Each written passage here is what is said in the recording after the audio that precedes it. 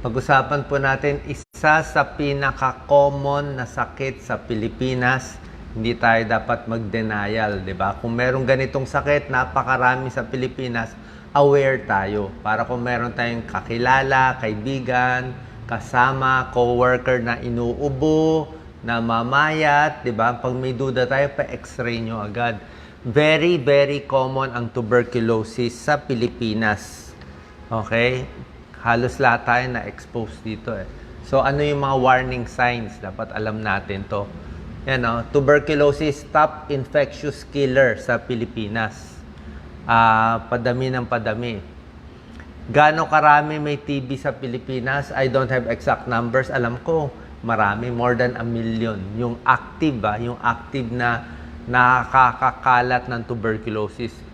Pilipinas, isa sa pinakamataas na may maraming tuberculosis. Nasa top 10, I think parang nasa number 3 tayo. Number 3, number 4 in the world. So, ang TB, nakakahawa siya, umaatake sa lungs. Ang inatake niya dito sa taas eh. So, kung maraming may TB sa atin, mabilis tayo ma-expose. Kahit yung mga bata, nag-aaral sa school, pwede ma-expose. Yan o, TB of the lungs. Ang problema sa TB, hindi lang siya lagi nasa lungs. Pwede siya lumipat.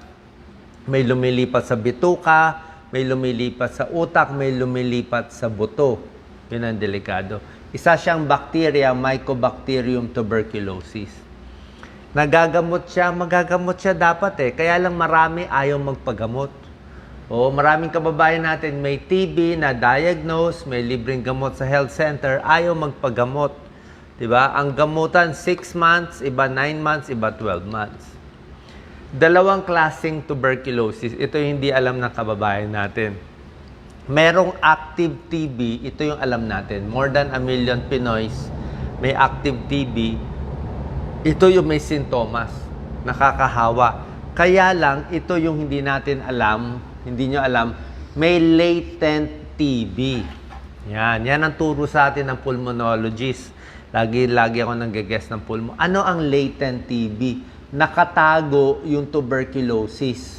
Hindi siya nakakahawa. Ang latent TB, meron kang nakatagong TB bacteria sa katawan, pero tahimik lang siya. Parang natutulog siya. Wala kang sintomas, hindi ka nakakahawa, pero nasa katawan mo yung TB. Latent, nakatago. Oras na humina ang katawan, nagka-cancer, nagka-infeksyon, nagka-HIV. Pag humina yung katawan, hindi ka na kailangan mahawa, lalabas ulit yung latent TB. Nakakatakot yung latent TB. Gaano karaming Pilipino may latent TB? Magugulat kayo sa number. Iba-iba. Dito, sa bagong data, nakita ko 50%. So, ilan yun? 55 million Filipinos. Dati may nag-guess akong pulmonologist, sa data nila, 90%. So, iba-iba, 50 to 90, sobra dami. Malamang, halos majority ng tao. Baka ikaw, baka ako. So, ang ibig sabihin, kung meron man tayong latent TB, kasi nga, nahawa tayo siguro nung bata pa tayo, ayaw mo humina yung katawan natin. Huwag nyo papahinain yung immune system nyo, matulog ng mahaba, kumain ng maayos, diba? Gamutin yung high blood, diabetes. Huwag nyo papahinain, baka mabuhay yung latent, maging active. Pag naging active yan, nagkakalat. Nagtatapon siya ng bacteria. Diyan yung delikado. So, latent nakatago, hindi nakakahawa, pero pwede maging TB. Yung active TB, nakaka-spread. Ang sabi nga, bawat taon, ang isang taong may active TB, makakahawa ng 10 tao. 10 ang hahawahin niya per year. Kaya kung meron kayong duda, pa-x-ray nyo lang, mahuhuli agad. Tsaka mabilis siya kumalat. Mabilis kumalat ang TB. Minsan nakasama lang ng isang coworker. Yung isa positive, yung isa negative, nagsama sila 1 buwan. Parehong kwarto, mahahawa na. Yan, latent TB, no symptoms. Ito ang 8 warning signs ng tuberculosis. Pero hindi lahat magkakaroon nitong 8. Hindi lahat. Ito yung typical. Meron namang hindi typical, pwedeng mataba, walang sintomas, pero may TB pala. Pero ito yung common. Ano yung 8? Number 1, may ubo ng 3 linggo, hindi gumagaling, laging may ubo. So, x-ray na yan. Sumasakit ang dibdib, kakaubo, o sa hingal, kala mo hindi pala puso baga pala.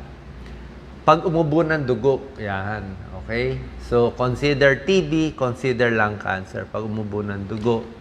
Number 4, laging pagod. Mahina. Hindi lang sa matanda, pati sa bata. Maraming TB tayo sa bata. Primary complex ang tawag. Night sweats, pinapawisan, madaling araw. Ibig sabihin, may konting lagnat yun. Kaya pinapawisan, no? Afternoon fever, sa hapon nilalagnat. Loss of appetite, walang gana kumain, namamayat, pero not necessarily payat. Usually, ang TB, karamihan doon sa mas mahihirap. Siguro mas mahina yung katawan, mas dikit-dikit yung bahay, mas mahina immune system nila, pagod, trabaho, init, kaya mas lumalabas yung latent TB. Yan, anong mga causes yan? Pwede lang mahawa. Ganito ang paghawa ng TB. Yan, sa droplets. Pag umubo, dapat ba ihiwalay yung kutsara at mga gamit ng taong may TB? Actually, mas maganda ihiwalay kung active TB. Yan ang sasabihin sa inyo. Hindi naman ganun kabilis makahawa, pero gusto natin maging sure, di ba? So, kung merong isa kayong kasama sa bahay na may TB, kailangan iinom siya ng gamot. Alam niyo yung gamutan, di ba? Papatingin sa doktor, tuloy-tuloy yung gamutan, either 6 months o 9 months. Pag umiinom na yung kasama mo sa bahay na may sakit ng TB ng 2 linggo, after 2 weeks na siya umiinom ng gamot niya, maraming tableta yon, hindi na siya nakakahawa. After 2 weeks, pero tutuloy niya hanggang 6 months. Pag tinigil niya, masama. Pag palagay natin, uminom na siya 1 month, ayaw na niya, yan ang problema. Magkakaroon ng resistance kasi itong salbahing bacteria na to, yan, yung salbahing TB bacteria, hindi siya napapatay ng ordinary antibiotic. Hindi siya tulad ng ibang tonsillitis, inom ka lang 1 week antibiotic, magaling ka na. May infection kang bacteria sa ihi, inom ka 3 araw, magaling ka na. Itong TB bacteria, kailangan iinom ka ng antibiotic 6 months. Yung iba 9 months, yung iba 1 year ba, bago mo siya mauubos. Matagal siya mapatay. So, hindi pwede 1 month lang inuman. Pag sinabi 6 months, 6 months. Pag 9 months, 9 months. Pero after 2 weeks, hindi na siya nakakahawa. Ibig sabihin, na-control na siya. Buhay pa siya, pero hindi na siya nakakahawa.